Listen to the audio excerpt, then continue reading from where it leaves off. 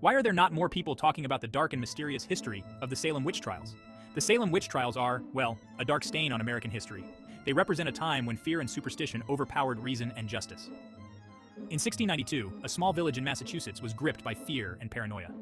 The harsh winter and the isolation of the village only added to the tension. Over 200 people were accused of witchcraft. These accusations were often based on flimsy evidence and personal vendettas. 19 men and women were hanged as witches. The executions were public spectacles, meant to serve as warnings to others. Many more died in prison. The conditions were harsh, and the accused were often kept in chains and poorly fed. The trials began in January with the strange behavior of several young girls. These girls exhibited symptoms that were believed to be caused by witchcraft. These girls claimed to be afflicted by witchcraft. They pointed fingers at various members of the community, accusing them of being witches. They had fits and contortions. The villagers were terrified. They believed that the devil was at work in their midst. They believed that witches lived among them. The fear spread quickly, and soon accusations were flying in all directions. The trials lasted for over a year.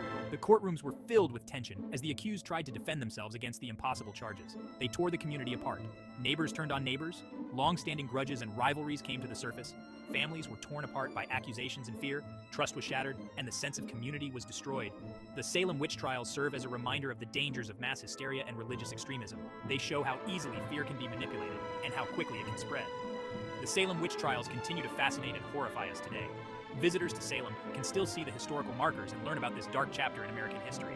They offer a glimpse into the dark side of human nature. They remind us of the capacity for cruelty and injustice that lies within us all. They remind us of the importance of reason and justice, even in times of fear. We must always strive to uphold these values, no matter the circumstances.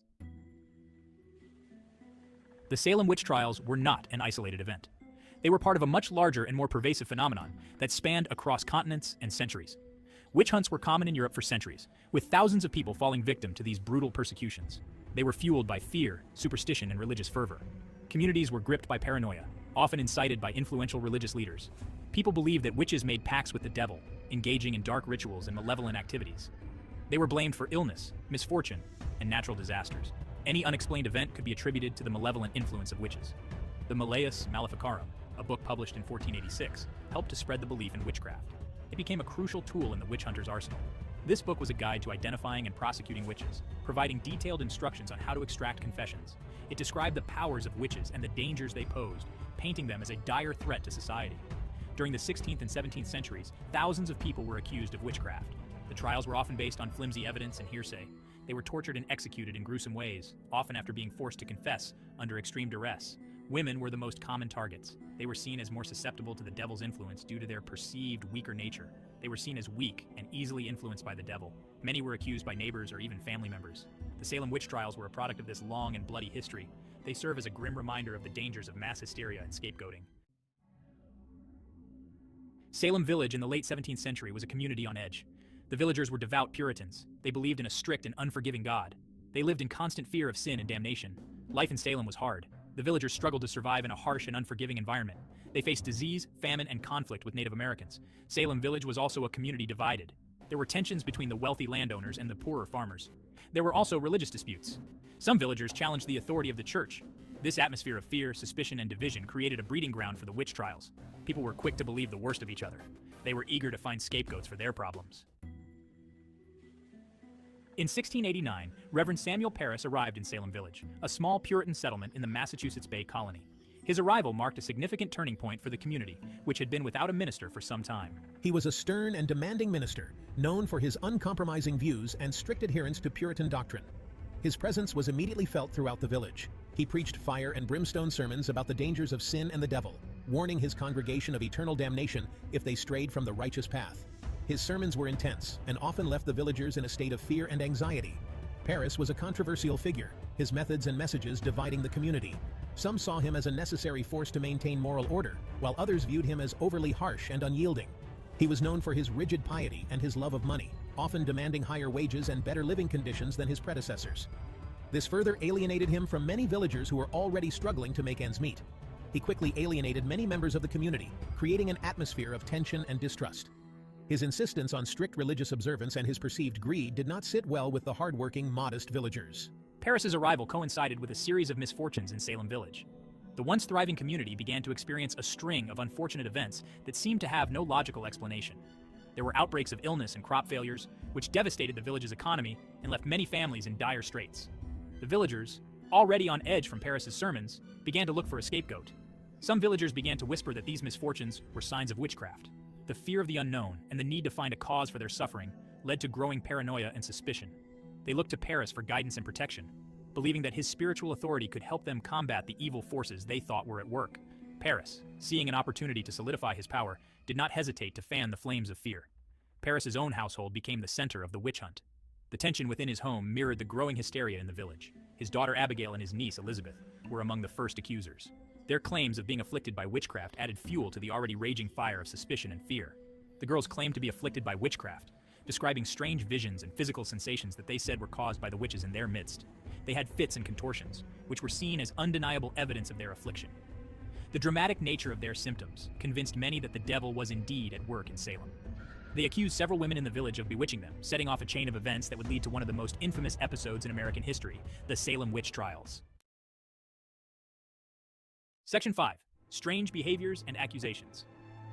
The behavior of the afflicted girls was bizarre and disturbing. They barked like dogs. They climbed up walls. They contorted their bodies into strange positions. They screamed and raved. The villagers were baffled and terrified. They had never seen anything like it before. Doctors were called in to examine the girls, but they could find no physical explanation for their symptoms. Some people suggested that the girls were faking it. Others believed that they were possessed by the devil. In the end, the villagers concluded that the girls were victims of witchcraft. They pressured the girls to name their tormentors. The girls accused 3 women, Tituba, a slave, Sarah Good, a beggar, and Sarah Osborne, an elderly woman. Section 6. The first accused and the power of confession. The 3 accused women were brought before the authorities for questioning. I was the first to confess. I claimed that I had been visited by the devil. I said that I had signed his book, and I implicated others in the village in witchcraft. Tituba's confession sent shockwaves through Salem. It seemed to confirm the villagers' worst fears. If Tituba was a witch, then anyone could be a witch. The hunt for more witches intensified. My confession was likely coerced. I was a slave. I was vulnerable. I may have confessed to save myself from punishment. But her confession had a profound impact on the course of the trials. Section 7. The trials escalate. With Tituba's confession, the trials escalated rapidly. More and more people were accused. The accusations spread like wildfire. Anyone could be accused. No one was safe. The trials were a mockery of justice. The accused were not allowed to have lawyers.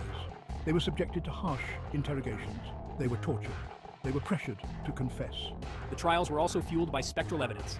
This was evidence based on dreams and visions. The afflicted girls claimed to see the spirits of the accused attacking them.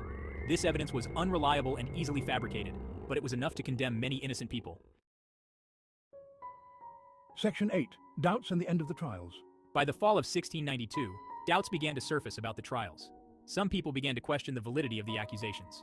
They pointed out that the evidence was flimsy. They argued that the accused were being falsely condemned. Increase.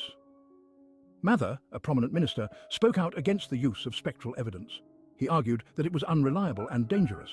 He urged the court to proceed with caution. In October 1692, Governor William Phips ordered a halt to the trials. He appointed a special court to review the cases. The new court overturned many of the convictions, but the damage had been done. Section 9. The Aftermath and Legacy. The Salem witch trials had a profound impact on American history. They left a legacy of fear, suspicion, and injustice. The trials also damaged the reputation of the Puritan Church. In the aftermath of the trials, there was a period of soul-searching. People began to question the role of religion in society. They also began to value reason and evidence over superstition and fear. The Salem witch trials serve as a cautionary tale about the dangers of mass hysteria, religious extremism, and the abuse of power. They remind us of the importance of protecting the innocent and upholding justice. Section 10. Conclusion Lessons Learned from Salem. The Salem witch trials were a dark chapter in American history.